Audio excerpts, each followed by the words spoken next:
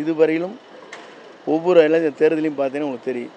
எங்கே இளைஞர்கள் அப்படி தான் சொன்னாங்க, கருத்து கணிப்பு. அதேபோல் நேபாள் சொன்னாங்க.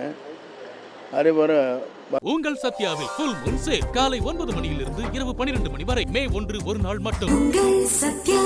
வங்காளதேசம் சொன்னாங்க, பஞ்சாபில் சொன்னாங்க. இந்த கருத்து கணிப்பு அனைத்துமே மாற்றங்கள் ஏற்பட்டிருக்கிறது. கருத்து கணிப்பு அது சம்மந்தம் இல்லை. இது ஒரு குறிப்பிட்டு சொல்லுவது சால பொருத்தமாக இருக்கும். மக்களுடைய அலை என்பது உங்களுக்கு ஒன்று சொல்ல விரும்புகிறேன். இதுவரையிலும் தமிழ்நாட்டின் வரலாற்றில் மட்டுமல்ல, இந்திய நாட்டின் வரலாற்றில் நாம் பார்த்துருப்போம். பசுமை புரட்சி,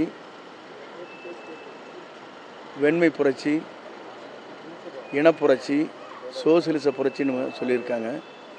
இப்போது தமிழக வெற்றி கழகத்துடைய தலைவர் தளபதியுடைய அவருடைய விசில் புரட்சி தான் தமிழ்நாட்டில் மட்டுமல்ல உலக அளவில் தெரிய போகிறது. இதுதான் நடக்கப் போகிறது. 200 இடங்களில் அவர் வெற்றி பெறுவார். அவர்தான் தமிழ்நாட்டை ஆள்வார். இது மக்களால் தீர்மானிக்கப்பட்டிருக்கிற ஒன்று. கருத்து கணிப்புகள் ஒவ்வொன்றும் ஒவ்வொரு அதுதான் முடிவில். கருத்து கணிப்பு யார் எடுத்திருக்கான்? யூடியூப்பு எந்த சேனல் பெரிய சேனல் எடுத்துக்கன்னு சொல்லுங்கள். இதுவரையிலும் ஒவ்வொரு தேர்தலையும் பார்த்தீங்கன்னா உங்களுக்கு தெரியும். எங்கே இளைஞர்கள் அப்படி தான் சொன்னாங்க, கருத்து கணிப்பு. அதேபோல் நேபாள் சொன்னாங்க. அதேபோல் வங்காளதேசம் சொன்னாங்க, பஞ்சாபில் சொன்னாங்க. இந்த கருத்து கணிப்பு அனைத்துமே மாற்றங்கள் ஏற்பட்டிருக்கிறது. கருத்து கணிப்பு அது சம்மந்தம் இல்லை. இது ஒரு குறிப்பிட்டு சொல்லுவது சால பொருத்தமாக இருக்கும். மக்களுடைய அலை என்பது உங்களுக்கு ஒன்று சொல்ல விரும்புகிறேன்.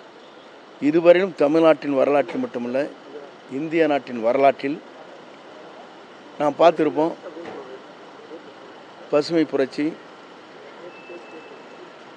வெண்மை புரட்சி, இனப்புரட்சி, சோசியலிச புரட்சின்னு சொல்லியிருக்காங்க.